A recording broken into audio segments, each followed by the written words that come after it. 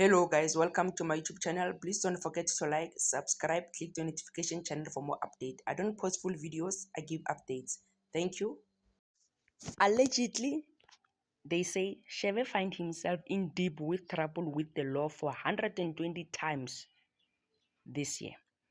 Sunday World has shared shocking revelation about the star. This time he might be locked up for good. It said Shebe had a brief argument with unclosed motorists over bad driving, and shortly after they both started exchanging unpleasant words towards each other.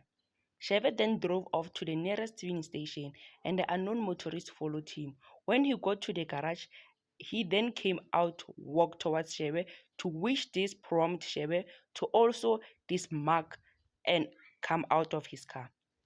Sources close to the incident shared Shebe had a firearm and fired it once to the motorist. At his solar pleasures, the motorist fell on the ground instantly.